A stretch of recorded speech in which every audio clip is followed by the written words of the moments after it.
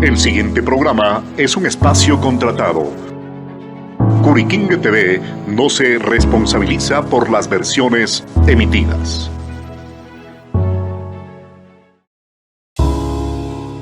El siguiente programa es de clasificación O. Opinión.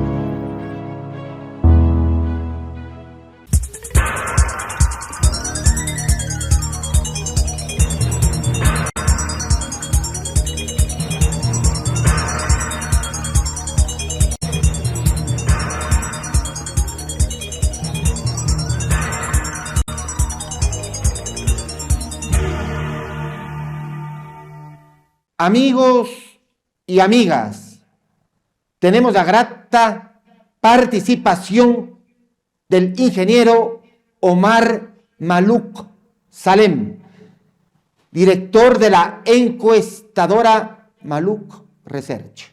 Muchas gracias realmente por la oportunidad. Muy buenas noches. Buenas noches, Juan. Un placer estar aquí contigo. Igualmente, usted se ha referido en términos durísimos en contra del mandatario de que es un alacrán. ¿Por qué? Bueno, es una pronunciación, un simbolismo, digámoslo así, porque él ataca en todas direcciones. Para él no existe político bueno. Él le puede atacar al de derecha, al de izquierda, al de adelante, al de atrás. Una característica que solamente la tiene el alacrán, de poder picar en todas las direcciones. Él no va a aceptar que nadie le haga sombra. Cualquier alcalde en cualquier ciudad o cualquier político que tenga una proyección nacional, de alguna manera lo va a atacar, lo va a extinguir. Por eso es un alacrán, simbólicamente hablando. Vamos con ciertas cifras, las cuales se han dado en el contexto nacional. La desaprobación del mandatario Noboa estaría bordeando aproximadamente un 78%. ¿Cuáles son las cifras que ustedes tendrían? Sobre todo, una aprobación del 22%, una desaprobación del 73-74%. Lo restante son votos indecisos. Pero, ¿qué te puedo decir, Juanito? Va creciendo, pero ya lentamente. ¿Por qué digo esto? Porque según las mediciones que vengo haciendo hace un año, el señor Daniel Noboa muestra un voto duro de 22%, que es un voto derivado de su padre, Álvaro Noboa, y de la ultraderecha ecuatoriana, gran parte de la derecha, de la juventud que no conoce la historia del Ecuador y que vive engañada con las cifras estadísticas falsas que emiten. Entonces va a ser muy difícil que Daniel Noboa baje del 22% de aceptación y un 73-74% de rechazo. sin embargo, a pesar de que ha sido un desastroso gobierno, tiene un 22% de voto duro. ¿Por qué? Sí. Sobre todo le pregunto al experto, al versado, ¿a qué se debe este fenómeno acaecido? Ya, Juanito, este es un fenómeno mundial. Fíjate tú que a nivel mundial está polarizado todo. Está polarizado la política en Colombia. Acabamos de ver el resultado, un empate técnico feroz. Aquí en Ecuador también hubo empate técnico, aunque se encargaron el Consejo Nacional Electoral de acomodarlo. En Argentina hubo empate técnico, en Brasil siempre han habido empates muy cercanos. En Perú acaba de haber un empate técnico tan estrecho que es increíble. Yo creo que el parte técnico más cerrado de la historia. Y si te vas al nivel mundial, la gente está o con Estados Unidos o con Irán.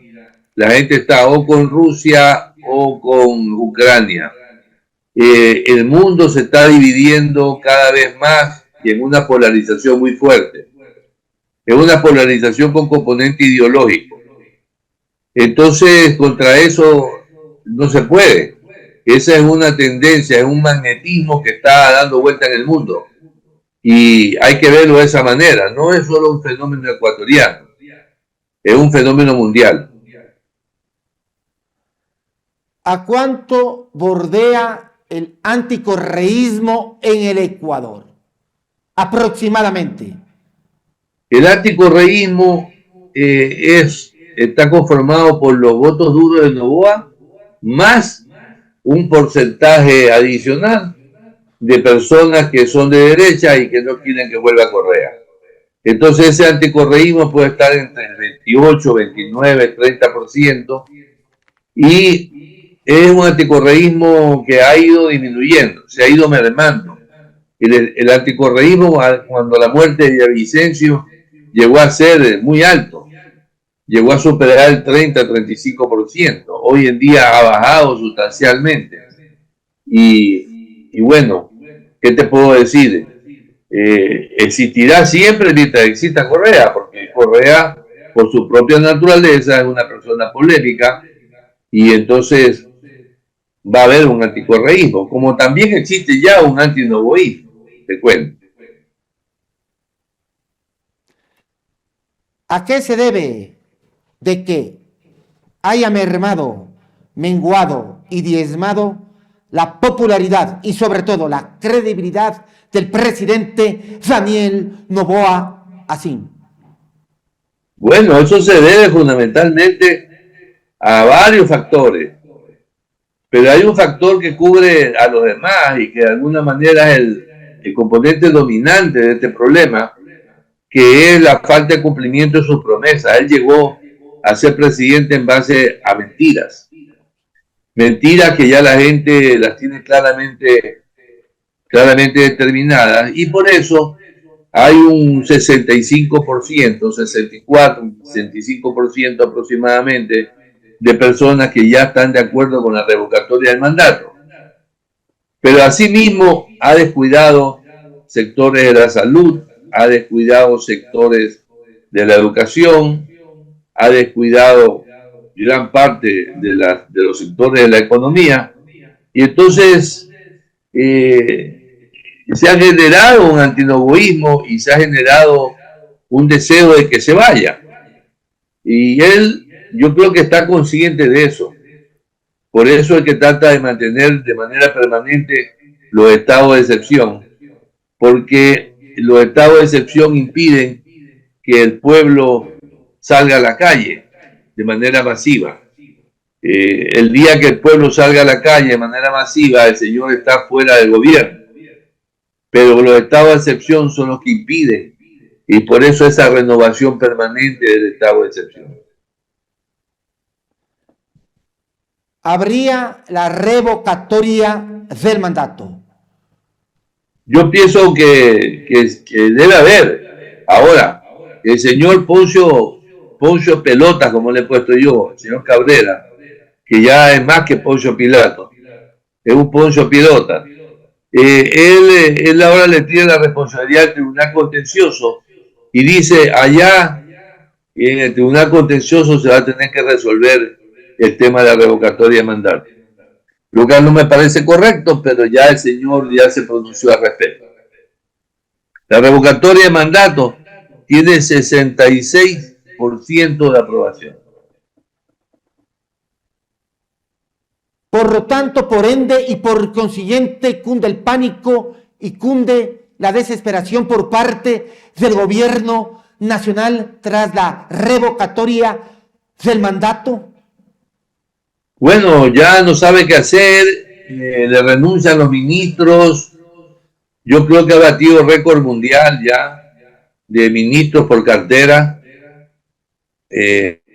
en todas las carteras de los ministerios han habido renuncias, unos entran, otros salen y hay esta situación de incompetencia en el manejo de la cosa pública y esto le va a ir afectando cada vez más. Claro que él tiene dos mecanismos, el estado de excepción como pantalla y el índice del país, cada vez que quiere se va del país y se refresca y soluciona su crisis temporal. Pero pienso que ya llegó el momento de dar la estocada final y que el pueblo ecuatoriano realmente se manifieste, ¿no? En la revocatoria de mandato. Tenemos un presidente ausente. Sí, obviamente, él no está gobernando. Él está en su mundo. Y en su mundo solamente existe lo privado, lo lujoso, lo ostentoso. Él no está gobernando el país. Y Ecuador se mueve porque es un país bendito por la naturaleza y por Dios. Y se mueve solo, ¿no? Exportaciones privadas que son sólidas, exportaciones de petróleo que a pesar de todo algo se mantiene, y el sector económico que es muy activo en el Ecuador. ¿Quién realmente gobierna nuestro país? ¿Qué te puedo decir? No hay gobierno en el Ecuador. Lo que hay es una persecución despiadada contra los opositores políticos y un estado de excepción contra las mafias. Eso es lo que hay en Ecuador, pero gobierno no hay. Las próximas elecciones que se avecinan van a constituirse en un plebiscito a favor del gobierno nacional. En estos próximos comicios habrá un voto castigo en contra del mandatario, lo que afectará a los candidatos del oficialismo, tomando en cuenta también que los cuadros que tiene el oficialismo adolecen de una debilidad estruendosa, escandalosa, estrepitosa. ¿Qué le parece? Bueno, sí, a ver, el haber puesto a Nils Olsen, de candidato a la alcaldía de Guayaquil, haciéndolo renunciar a la asamblea, que ha quedado totalmente desplomada, sin rumbo. Haber puesto a este señor ahí significa que no tiene cartas ya. Claro que Nils Olsen es el princesito de Navidad, es el Papá Noel, es el engreído de él y de la familia Novoa. Y Nils Olsen podría estar sacando el voto duro de Daniel Noboa y un poquito más en Guayaquil. Él podría estar llegando al 25% de la votación. Pero de ahí viene el tema del candidato de Correa, o sea, de la Revolución Ciudadana, que ahora se llama Amigos, que podría estar bordeando quizá un 30-33%. Y entonces, por otro lado, Mónica Luzarraga, que tiene una muy buena votación, aunque su partido no es muy seguido ni es muy popular en Guayaquil, pero podría también estar sacando una importante cantidad de votos. Entonces, lo que yo veo es que no se puede hablar de que va a ser derrotado, pero sí va a perder la mayoría de las elecciones en el Ecuador con un 22, 23, 18, 19, 24%, dependiendo del candidato en cada cantón donde se presente ADN. ¿Cuántas alcaldías tendría el oficialismo? ¿Cuántas prefecturas tendría el oficialismo? Más o menos, su vaticinio, su pronóstico. Con las alcaldías no me meto. Porque más o menos, don Omar. Con las alcaldías no puedo, pues son tantas, ¿no? Cada cantón, una alcaldía. Me han pedido que haga unas encuestas en cantones pequeñitos donde hay una alcaldía. Y entonces, realmente te digo que ahí no me meto a hacer pronósticos porque más depende de la persona que del partido. Pero a nivel de prefectura, donde ya una estructura política más amplia, yo pienso que va a perder la mayoría a nivel nacional. Pierde en Azuay, pierde en Guayas, pierde en Manabí. Pichincha. En Pichincha depende del candidato. Pichincha la candidato Urbano, por darle y citarle un ejemplo respectivo. Realmente te digo una cosa, las elecciones en Pichincha para alcalde y prefecto siempre son muy apretadas. Es una tendencia normal del pichinchano de dividirse, de multiplicarse en diferentes partidos. O sea, ellos, si hay 10 partidos, los 10 van a sacar algo de voto. Yo diría que las contiendas más reñidas, electoralmente hablando, son la de alcalde de Quito y la de prefecto de Pichincha. Pero depende. Por ejemplo, a nivel de la alcaldía, si no va Pavel Muñoz, podría ir Paola Pavón. Pero Paola Pavón es muy conocida en la provincia, no tanto en la capital, pero ahí podría haber un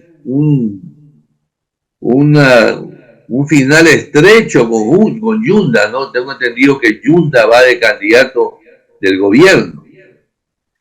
Entonces depende del candidato, Juanito, no es tan fácil hacer un pronóstico. Yo no he hecho la encuesta. ¿Ganarle la alcaldía a Yunda?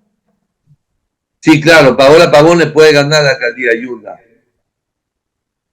Sí, le puede ganar, pero también Yunda le puede ganar a Paola Pavón. No he hecho encuestas sobre alcaldía ni prefectura de Pichincha, pero alguien la va a hacer. Yo no la he hecho, a mí no me han contratado para eso. Pero realmente alguien la va a hacer y ahí veremos los resultados. Retornando con el puerto principal, ¿podría perder Olsen la alcaldía? Sí, claro, obviamente. A ver, vamos a ser pragmáticos y vamos a decir las cosas como son. El actual candidato que tiene Revolución Ciudadana a través de Movimiento Amigo es Juan Pablo Molina. Pero Juan Pablo Molina es un buen muchacho, que es asambleísta y que de alguna manera no es muy conocido. Hay un gran porcentaje de gente en Guayaquil que no lo conoce. Entonces, va a ser difícil que saque, por ejemplo, lo que sacó Aquiles Álvarez, un 40%. Podría ser que Pablo Molina saque el voto duro de Revolución Ciudadana y un poco menos. ¿Y por qué te digo un poco menos? Porque gran parte de los correístas estaban muy entusiasmados con Mónica Luzarraga. Y ese muy entusiasmado para mí podría ser un 5, 6, 8 o 10% de la votación. Por lo tanto, yo veo que si Nils Olsen es el candidato del gobierno, el tema de triunfo podría darse como no darse. O sea, podría haber una final a lo Quito, digamos, como la ciudad de Quito, que uno saca el 26, el otro el 24 y el otro el 23. Una cosa así. O sea, no sé qué decirte. No he encuestado, Julio, y yo quisiera pronto encuestar, Julio, pero no tengo el financiamiento todavía. En todo caso, muy mal de parte de la Revolución Ciudadana no haber apoyado a Mónica Luzarraga, que era una ganadora fija con 48% de intención de voto, y haber puesto este candidato que nadie lo conoce. ¿Quién tendría el 5 o el 8%? Yo pienso que Mónica va a sacar una votación buena. ¿Y de dónde va a venir esa votación? De los votos de correísmo. El voto del correísmo se podría volcar a Mónica Luzarraga, le pregunto, sobre todo.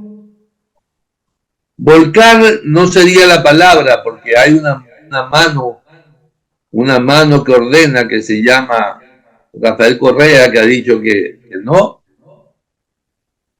Pero en una encuesta que yo hice y pregunté sobre qué opinaban sobre esta opinión de Rafael Correa, de que no sea Mónica Luzarraga, el señor, la decisión de él perdió 2-1. O sea, de cada 3 votos, 2 dijeron que apoyaban a Mónica Luzarraga. Y ya se había pronunciado Correa, por lo tanto, podemos inducir que una parte del correísmo, no toda, pero una parte va a votar por Mónica Luzarraga. ¿Por qué Correa no consolidó, no apuntaló esa candidatura? Sobre todo le pregunto. La verdad es que yo no entiendo por qué.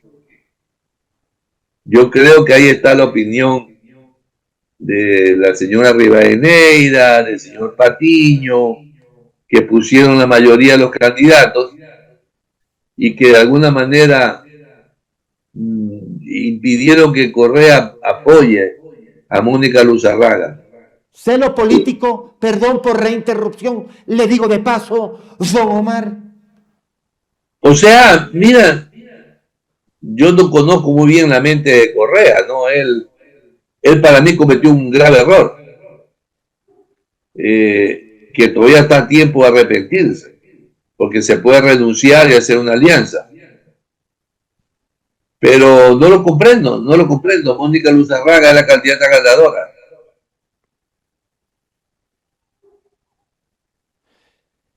¿Qué cifras arrojan las principales preocupaciones del país? El país está, primeramente, el narcotráfico y la inseguridad. Inseguridad sobre todo, la inseguridad casi llega al 50% en prioridad. Y luego de la inseguridad viene el narcotráfico, el sicariato y todo esto que adorna la inseguridad. Entonces, los problemas de Guayaquil y del Ecuador en general es que es víctima de la delincuencia, que hay el tema de la ¿cómo se llama? La vacuna. También el tema de la corrupción, que ya ha cogido un vuelo importante, ya la corrupción llega a un 19%. El desempleo, la economía, la salud, etcétera. O sea, todo. Pero la inseguridad es el factor más importante que domina la preocupación de los ecuatorianos. No hay resultados que se puedan plasmar en el capítulo de la seguridad. Todo esto por parte del gobierno nacional. No, realmente no hay. Realmente, ¿qué te puedo decir? Este es un gobierno que debería irse. Ya debería irse. O sea, ya el señor Daniel Noboa debería seguir el camino de Guillermo Lasso y presentar la muerte cruzada. O el Consejo Nacional Electoral debería dar paso a la revocatoria. Yo no sé por qué tienen tanto miedo, ¿no? ¿Será que la revocatoria puede sacar 3 millones de firmas? ¿Cómo está el nivel de ánimo de los ecuatorianos, de las ecuatorianas? Mira, los estados emocionales son realmente preocupantes porque sigue subiendo ya 54% la hostilidad. La hostilidad es un constructo que se produce en las sociedades altamente conflictivas. Muy pocas ciudades del mundo tienen una hostilidad que supera el 50%. Creo que Ecuador es uno de los países más hostiles del planeta. Y sobre todo en la costa. Porque uno va a la sierra y sigue, pues no, mi querido Guambrita, y la gente sigue poco hostil. Pero cuando vienen a la costa, la hostilidad es enorme. Entonces, luego la hostilidad está adornada por la ansiedad de un lado y la alegría de los gobernantes por otro lado. La alegría de los gobernantes llega a ser casi el 19%. Y entonces tú te das cuenta, ¿cómo que hay un 19% alegre? Claro, obvio, el 22% que tiene Daniel Noboa está alegre. Entonces los novoístas están alegres. Yo tengo algunos amigos que lo uso como experimento diario. Comento con ellos, converso y voy sacando conclusiones.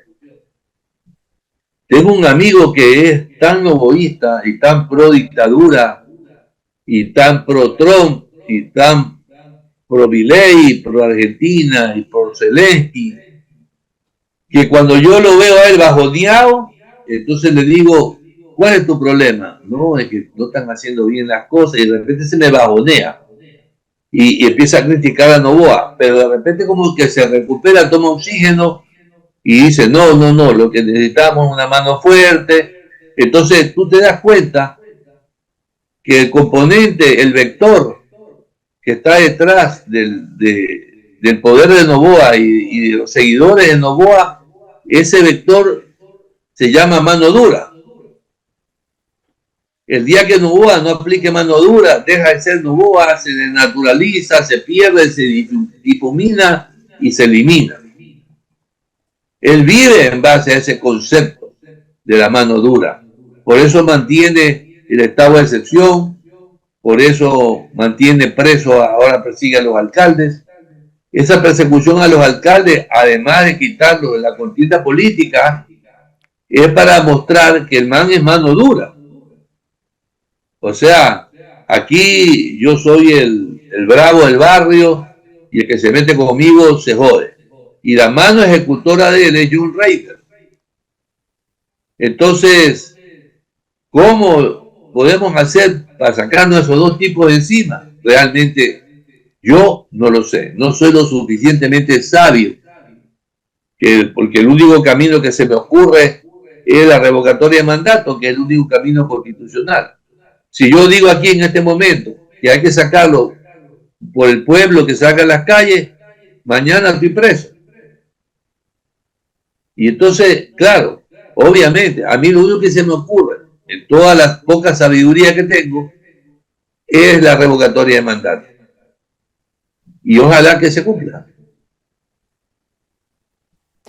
El novoísta es como el alcohólico, siempre recae,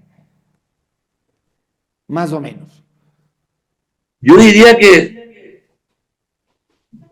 no sé si el alcohólico es la comparación más adecuada, pero que un sádico sí es un sádico. O sea, le gusta sufrir, le gusta ver sufrir. Más o menos masoquista. Masoquista era correcto. Masoquista, no, está bien, déjalo que los maten, deja nomás que lo encierren, está bien, aquí deja Álvarez en la cárcel, porque es un delincuente y aunque no se ha probado, pero yo tengo la firme convicción que es un delincuente. Eso es una especie de masoquismo, como diciendo, háganos lo que quiera, señor Noboa, porque usted es la salvación. Su perfil dictatorial es lo que nos agrada. No importa que la economía esté peor, yo me siento mal. No importa que no hayan medicina en los hospitales, pero vamos a salir adelante. Es una especie como Como esas esposas maltratadas en sus hogares que aguantan el palo del marido, per secula seculorum amén. Así son los novoísmos. ¿Cuánto le podría beneficiar al gobierno nacional la proscripción de organizaciones políticas y de líderes que forman parte de la oposición, los cuales no podrán terciar en los próximos comicios que se avecinan? Es una estrategia de Daniel Noboa que la viene aplicando a los Robespierre, ¿no? A los Robespierre. Bueno, Robespierre los mandaba a la guillotina. Ya a Danton, cuando ya no pudo con Danton, porque ya Danton se paraba en los tribunales y lo hacía pedazos, entonces le prohibió ir al juicio, cerró el juicio de Danton. Dijo, señores, ya no hay más juicio, a la guillotina. Y lo mandó a la guillotina porque no podía con él. Yo creo que este Noboa es algo similar, es un Robespierre. Y él va a ir exterminando a todos sus rivales políticos con estos juicios tontos que antes ni existían, te cuento. Yo ni me acuerdo de estos juicios. Juicios de familia, juicios de ¿cómo se llama? De exceso de poder, un poco de juicio que le sacan los alcaldes. Al alcalde de Cuenca creo que le ha sacado un tema de violencia política de género. Esa vaina que antes no existía, violencia política de género. Que yo te cuento que el correísmo en el código de la democracia, por darle y citarle un ejemplo respectivo. Así es. La guillotina de Noboa es la Corte de Justicia y la Fiscalía. Entonces, de alguna manera, yo no sé, no quiero incitar a la violencia, pero de alguna manera la Fiscalía y la Corte de Justicia deberían ser renovadas totalmente. No sé cómo. Pero ya el pueblo tiene que actuar. Acuérdate tú que Robespierre huyó. Y cuando tenemos un pueblo escopolominado, dormido, aletargado. Es un pueblo conflictivo, hostil, un pueblo domado. No hay líderes. Y yo me he puesto a pensar quién es un líder en el Ecuador. No estoy hablando de que está en Bélgica, ese sí lo dejo allá tranquilo, porque ese sí es un líder. Pero acá en Ecuador no hay un líder. Yo no lo veo, no aparece. De repente aparece una Mónica Luzarraga, una mujer muy inteligente, y lo que hace el único líder es impedirle que siga. Usted decía algo de Robespierre. ¿Podría profundizar este capítulo? Claro, cuando Robespierre huyó, porque ya se dio cuenta que el Consejo de la Revolución decidió eliminarlo,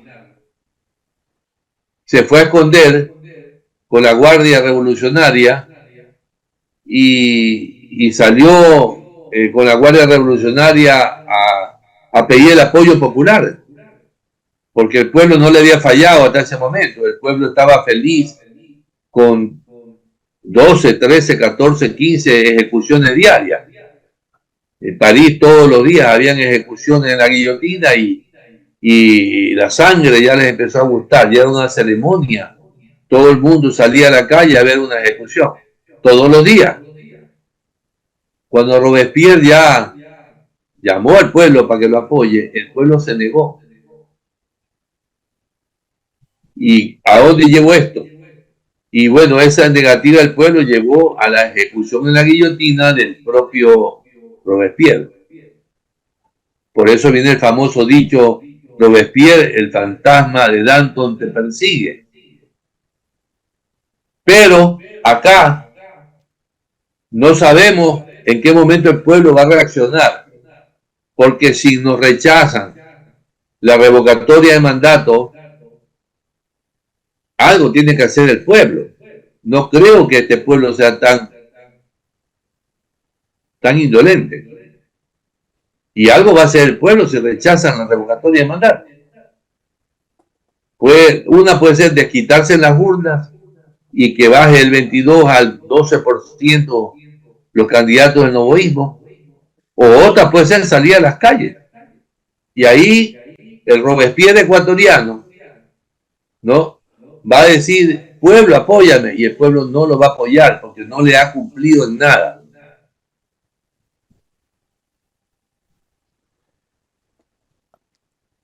Habría un fraude colosal y monumental por parte de este Consejo Nacional Electoral que responde exclusivamente, concretamente al gobierno nacional.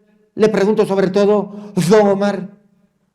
Yo lo veo, sobre todo a Poncio Pelotas, que es Cabrera, lo veo muy a la defensiva, como diciendo, yo me voy a pronunciar, pero los problemas van a resolverse en el Tribunal Contencioso. Porque cualquiera de las partes va a apelar. Claro que va a apelar, obviamente que van a apelar. Ya sea lo que piden la revocatoria, como el señor Noboa, van a apelar. Eso ya lo sabemos, señor Cabrera. Pero no nos vea las pelotas a los ecuatorianos, a los Poncio Pilato, porque nosotros creemos que es usted el que debe decidir. ¿Y por qué usted no quiere asumir esa responsabilidad? Por miedo. Por miedo. Es muy seguro que Noboa le está ordenando que la rechace. Pero a lo mejor en su concepto de juez y de abogado, a lo mejor no encuentra los argumentos todavía. Entonces tendremos que esperar, pero tiene que ser pronto. Y yo lo único que espero es que al pueblo se le acabe la paciencia. ¿Es posible? ¿Es posible? Sería posible si hubiera un líder, pero lamentablemente no lo hay. ¿Quién podría ganar la prefectura del Guayas? Mira, yo hice una encuesta en que estaba en primer puesto Sofía Espín, que es la candidata del correísmo, que ella podría sacar un 33, 34, 35% de la votación. Pero, y ahí viene el pero, parece que el señor Pancho Ceballos está siendo propiciado, está siendo propuesto por algún partido. Y si Pancho Ceballos es candidato, posiblemente vaya a quitarle una buena cantidad de votos a Sofía. Sería un rival directo de Sofía Pin. Y por otro lado, todavía no sabemos el candidato de ADN. Yo por lo menos todo. Perdón por la interrupción, le digo de paso. Kouchner. Bueno, Kouchner. Kouchner, según las mediciones que yo he hecho, está bajo. Está bajo el 15%. Esa es la medida de él. Acuérdate que cuando Kouchner fue candidato a prefecto, sacó el 14 o 15%. Y yo pienso que Kouchner tiene un tope, un tipo que era un tipo simpático, hasta que se metió en política y empezó a ser problemático, un tipo que se cree que sabe de todo, de deporte, de política, de economía, de todo, y que se pasa yendo a pasear a París, a Madrid, a todos lados. Yo creo que Kouchner sacaría mucho menos votos que Neil Olsen, o sea, Neil Olsen podría llegar al 25%, Kouchner no va a llegar al 18% ni al 20%. Para ganar la prefectura del Guayas se necesita mínimo 25% de la votación. Y recuerda tú que Pierina Correa, en pleno apogeo del gobierno de su hermano, perdió con Jimmy Jairala, porque no tuvo ese empuje del correísmo que se esperaba que tenga. Igualmente, ¿qué te puedo decir? Bushman no lo tiene. O sea, los seguidores correístas en un 50, 60% podrían apoyar a Bushman, pero el 100% no. Los seguidores, perdón, novoístas. Me equivoqué. Los seguidores novoístas no apoyarían en su totalidad a Bushman. Por lo tanto, Bushman no va a llegar al 18, 19 o 20%.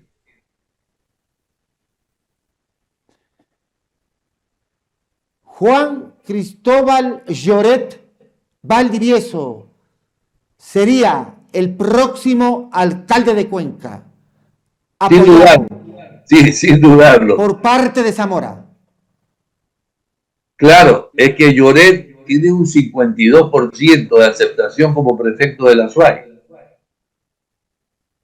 Y gran parte de esa aceptación está en Cuenca. Entonces, yo lo veo a Lloret ganando la alcaldía de Cuenca sin problemas. Como la hubiera ganado sin problema el actual alcalde. Sino que eso es lo que nadie entiende, cómo el actual alcalde lo descalifica por tonterías. Pero este señor Zamora es el político más querido, no solamente de la SUAY, del país. Es un político que podría ser él, el que ya no pudiendo ser candidato, retome ese liderazgo que le falta al Ecuador. Podría ser él. No lo conozco en persona, pero él podría llegar a manifestarse públicamente en aras de protestar ya. Muchas gracias realmente por la oportunidad. Su reflexión final le escuchamos, don Omar, detenidamente. Gracias, Juanito. Para mí un placer estar siempre contigo. Yo digo la verdad, yo digo lo que hice en los datos, no le pongo componentes propios, trato de ser lo más objetivo y lo más neutral posible. Y lo que he dicho está en las cifras que yo he encontrado y que vengo encontrando durante ya varios años. No sé si en el mes de julio haré una encuesta, no estoy seguro. Si no logro financiarla, no la voy a hacer, porque ese es un problema que tengo yo, que todos los meses pierdo dinero en las encuestas, porque no tengo un financiamiento seguro. Pero hay que seguir adelante, hay que seguir investigando, hay que seguir dándole datos al pueblo, a la gente que nos escucha, porque con los datos que uno le da aumenta la credibilidad de ellos. A mí me gusta hablar con datos. Y bueno, te agradezco a ti muchísimo por el esfuerzo que tú también haces en este programa. Muchas gracias realmente por la oportunidad. Gracias, Juanito. Un placer. Sansur Importaciones. Calidad, confianza y las mejores marcas en un solo lugar. En Sansur Importaciones te ofrecemos una amplia variedad de productos de marcas reconocidas a nivel mundial, garantizando originalidad, durabilidad y estilo en cada compra. Productos 100% originales. Precios competitivos. Variedad que se adapta a tus necesidades. Atención personalizada. Ya sea que busques tecnología, accesorios o artículos exclusivos, en Sansur Importaciones encuentras lo mejor del mercado.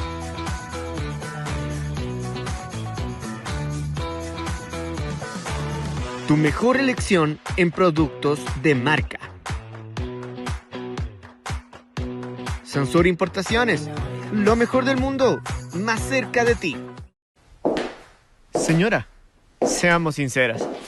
¿Su casa ya está pidiendo un cambio? Es hora de darle ese toque único que solo usted sabe elegir.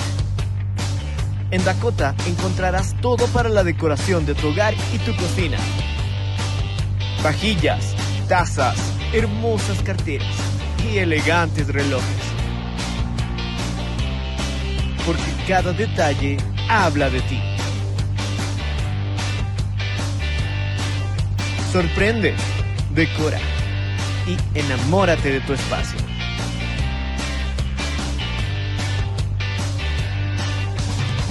Dakota, productos para el hogar, donde lo exclusivo tiene nombre.